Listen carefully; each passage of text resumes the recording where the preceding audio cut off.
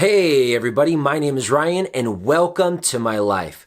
In today's show, I'm going to talk about moving to China. Specifically, I'm going to talk about why I moved to China in 2009. And I know that was a long time ago, so this information might appear a bit dated, but hopefully it will give you guys some context if you are in the decision-making process about potentially moving over to China or you're just interested in this subject. So let's begin with the big question, why? Why did I want to move to China? Now, for some people, China's like the last country they want to go to. They read about the pollution, they hear all the stereotypes about the people, and the food sounds crazy, so they just don't want to go. And to other people, it sounds like an adventure. It seems like the perfect place. Now, I was a backpacker. I was a traveler before I went to China, so I loved traveling. But I wasn't really interested in China. In fact, I was really gung-ho about exploring Latin America, and Asia was far, far from where I wanted to go. I just didn't even consider it. And even if I considered Asia, I wasn't considering China. I was more drawn to other countries. But somewhere along the way of all of my backpacking adventures, I had found a girl who was born the same exact day, the same year as me. She was my star sister, and we had a bit of a magical encounter. And for years, we kept in contact through letters, through emails, and we decided that we were going to travel together. And because I was so crazy about her, I let her decide, and she wanted to move. She wanted to travel to Thailand together. So back in 2008, we decided we were going to backpack in Southeast Asia together, starting in Thailand.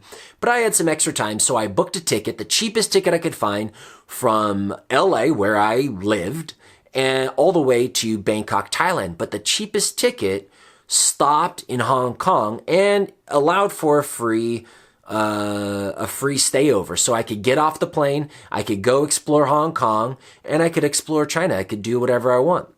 So I had about 6 weeks before I had to meet her in Thailand. So I started traveling around China. Now, that was the only reason I went to China. I had no interest. It was simply the fact that the cheapest ticket to Thailand to meet this girl that I was crazy about, who was born the same day and year as me, my star sister, that it stopped in Hong Kong. So I said, hey, an opportunity is an opportunity. I've never been to China. Let's see what it's about. So I got my Chinese visa, which is a process. And you should always check with your consulate or embassy what that process is. It changes from year to year. But back then when I did it, it was a very simple formality. You filled out some forms, you staple a passport photo, you pay like $120. It might be higher now, might be lower. And then you wait a little while and you get your visa. So I had my mainland China visa, and in Hong Kong, I didn't need a visa, and I traveled for 6 weeks. Now, a lot of times when people travel, they use hotels or hostels. That's a normal way to travel. Some people do camping. I decided I wanted to do Couchsurfing. Now, Couchsurfing means that you stay at someone's house for free, but there's also a website called www.couchsurfing.org or .com. They might both be in use, or one, you got to check that out. I'll put it down in the show notes. Couchsurfing, the website, allows you to find people who live all around the world and stay at their house for free without any strings attached. Now, you might be thinking to yourself, if you've never heard of such an idea, that's crazy.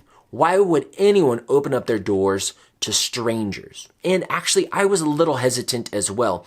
However, I met some cool couch surfers fortuitously a few months earlier in America, so I had at least met some people who had positive experiences. So I made a profile, and then I found a guy, a British guy who was in his 40s, living in Hong Kong, on Hong Kong Island, who seemed to be fairly open with letting people stay at his house, and he looked like a cool guy. His name was Sean. And so I sent him a message. He said, yeah, sure, come on over. So I ended up couch surfing on his house for about 4 days. And then from there, I went over to the mainland of China and couchsurfed at a Chinese woman's house, and she taught English at a university in Guangzhou.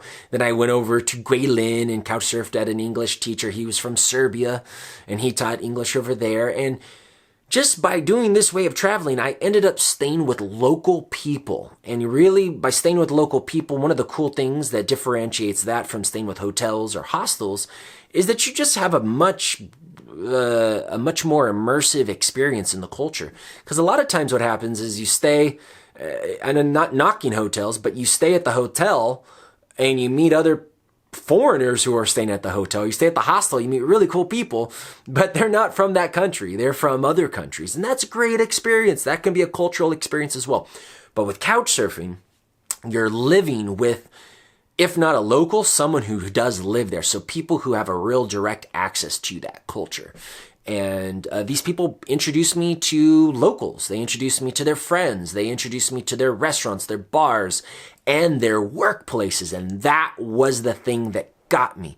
Because I stayed with this guy, Stan, out in Guilin. He was an incredible Serbian guy who I guess when he was younger, he ran off to the circus and he couch surfed with a lot of people. And so it was he felt his karmic responsibility to open his couch up to as many people as possible. So it was like me and a bunch of other people staying at his house all at the same time. And we just hit it off. And he took me to his job, which he was working at the Guilin Institute of Tourism, and introduced me to what it was like teaching English. He showed me his class. I got to meet his students, and they were so friendly, and it looked like such a cool job that I said, how did I not know about this? I mean, at the time I was substitute teaching in a school district in LA, which was a great job. I really enjoyed it. Teaching kids is great, but geez, you got to deal with some behavioral issues.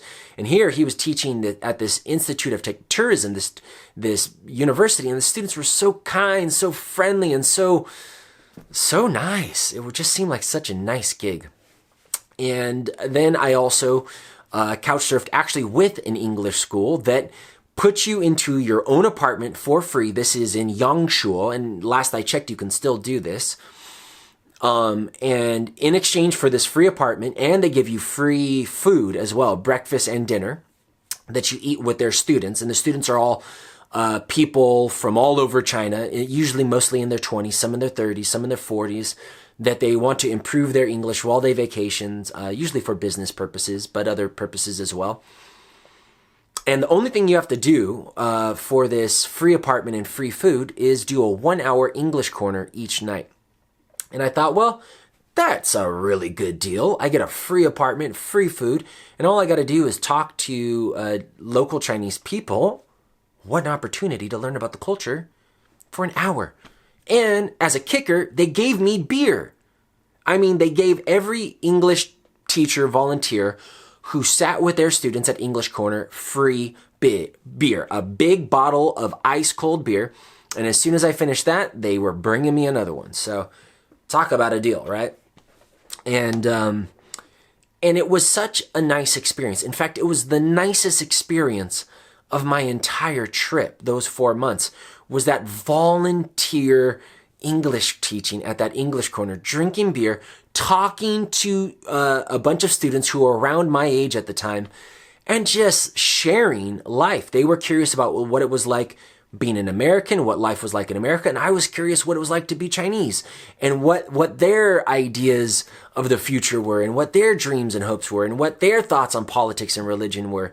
And I just found them to be very, very open, and you know how it is when you meet open people. They open you up. So it was just a beautiful experience. So that's why I fell in love with the idea of teaching English in China. So after that, I ended up, I went over to Thailand and I bounced around. I went over to Cambodia, Vietnam, Laos, and I had a great time those 4 months traveling in Asia. But my favorite time were the 6 weeks that I spent in China, the country I didn't even want to go to.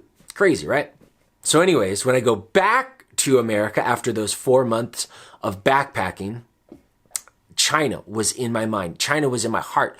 I wanted to make the move, and I wanted to become an English teacher in China. And I also studied a bit of acting, so I was hoping that I might be able to do a bit of acting in China. Now, I'm the type of person who really likes to do a lot of research before I make a big move. I really like to read other people's experiences and other people's opinions. And then, of course, I'll go with my gut. And the gut is always, in my opinion, the best way to make a decision. However, research can really pay off. So I went on to Google and I typed in teaching English in China, and I found all sorts of websites that gave varying degrees of information. But the website that I really feel gives you the most information and has the most resources, and it is still a website that is used, is called www.eslcafe.com. I'm going to put that in the show notes. And this is a website where you can not only find jobs, but you can also find ideas for teaching. But most importantly for me was that it had these forums where teachers can go on and post their experiences and also ask questions of other teachers. So I went on to the China section of the forums at ESL.com, ESLcafe.com, and I read just ad nauseum, just different reports of English teachers living in China. Some were great, some were terrible. But most of them were really good. Most of them were very positive. And contrasting them with what I was reading in the Korean forums and the Japanese forums, two other countries in that area, it seemed like China was just the better place for me to go. There was just by and far more positives coming from the people at that time. Now, remember, this is all the way back this was 2008 at the time, 2009. So this information is probably very different, but just to give you a bit of a context. So I decided I was going to move to China. I wanted to teach English, and from reading in the forums, it seemed like teaching university was the best idea. Now, why did I decide to teach university? Well, you could teach elementary school, middle school, high school, adults. You can teach business courses. You can teach all sorts of different methods and styles and educational contexts. But from what I was reading, a lot of the happy people were university teachers. And it wasn't the pay. In fact, university teaching pays very, very little.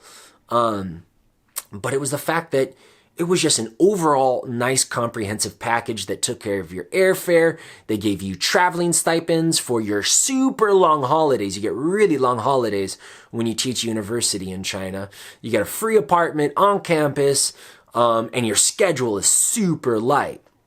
So I'll cover what it's like teaching English in China in a future video, but just to give you a context, I taught for about 11 hours in a week, and that was it. So teaching university in China seemed like a really good idea for me, a free spirit who values his free time. So after making the decision that I was going to teach English at a university in China, it was time for me to find the university and to get that contract, to sign it, and, everything else that was going to come from there. But how would I find this university teaching job? Well, good old Google. I typed in university teaching jobs in China, and, you just get bombarded by all of these websites. But I ended up finding a website that had not a list of every university in China, but it had quite a few universities all around China, not just in one section, all around China that were registered with this site. And they put up their information and the contacts if you wanted to contact them. But there was a section where I could post my own resume on that website and have those universities look at them and then try to contact me. That just seemed like a pretty good deal. So what I did was I posted my resume on there. And then I don't remember the exact website, so I apologize for that. I'm going to go ahead and try to find it, and if I do, I will post it in the notes. But in any case, I posted my resume on this website, and sure enough, sooner or later, into my mailbox, my email mailbox, comes all of these emails every day from different universities located all around China. Some were located in the big metropolitan areas like Shanghai or Beijing, and some were located in far out places like Xinjiang and these far out places that most Westerners have never heard of.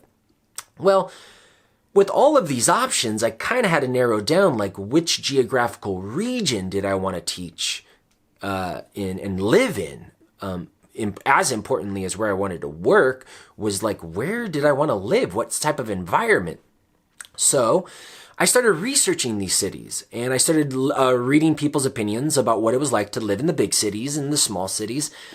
And then I also went with my gut. Now, a lot of people would prefer to live in places like Shanghai or Beijing or Guangzhou or Shenzhen, these places that have a bigger Western influence, that are very international. They've got all of the brand name stores that, you know, you're familiar with and most people are familiar with. But I'm the type of guy who gravitates towards the more obscure things, the weirder things. So the things that I'm not familiar with, because that's why I like traveling. I want to see stuff that I don't know. So anyways, this city comes up called Ningbo, Ningbo, Ningbo. So that's how it's pronounced. In any case, I start, that's an interesting name. Never heard of that. And I researched its location, and it was located like really close to Shanghai and like midway between Beijing and Hong Kong. So I was like, well, even if I don't like it, at least there's Shanghai that's nearby, and Beijing and Hong Kong are an equal distance. It sounded interesting. And I started reading people's experiences in Ningbo, and it was known as a clean air city, and I couldn't find much information about Ningbo, to be honest. The only thing I could find out from it was that it was designated a clean air city, and that most people seemed to have a nice time in Ningbo. They said it was a nice city. There wasn't any rave reviews. There wasn't any criticisms. There was just not much. But I looked up the population. It was a metropolis. It was in the millions, but it was a place I had never heard of. And the location seemed kind of nice. So I was like, okay. And so this university that contacted me from Ningbo, it was called Dahongying University. And I started reading people's opinions of that. And it seemed also kind of like Ningbo. Not a lot of information, but anything I did read was tending towards the positive side. And then I got in touch with one of the teachers who ended up becoming my arch nemesis. I'll save that for the next video. Oh, that woman. But in any case, she was actually very kind in the initial stages, giving me tons of information that really fleshed out my understanding of what it was like to live in Ningbo and what it was like to teach at Dahongying University. So in any case, getting all of these offers from universities that found my resume online, and from all of these different cities, I settled on a university, Dahongying, in Ningbo.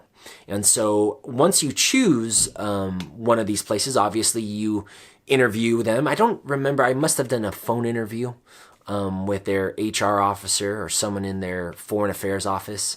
But in any case, they accepted me and I accepted them. And then it was an exchange of paperwork. So you've got to mail them your passport information, your photo, and they create this whole process of paperwork. They mail you that paperwork, then you take that paperwork to the consulate, the Chinese consulate that is nearest you, and then you apply for the Chinese visa. You get that visa, and then you move to China. So that was my process of why I wanted to move to China, because it was so interesting. People were so much more willing to open their heart and talk to strangers, talk to foreigners.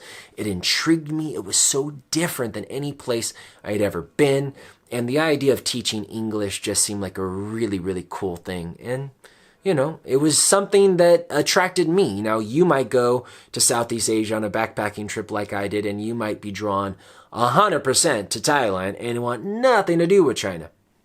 Hey, different strokes for different folks. For whatever reason, at that time in my life, China was calling. So I made that application, and I got accepted to Dahongying University. And then it was just a matter of preparing my things and going. Now, I had a very active social life because obviously I that's where I grew up in Southern California. So all of my friends and family, some were very confused why I was moving to China. The ones who knew me best knew that, hey, this was in line with who I was as a free spirit, as someone who was drawn towards the obscure things in life. Hey, this is right in line for Ryan.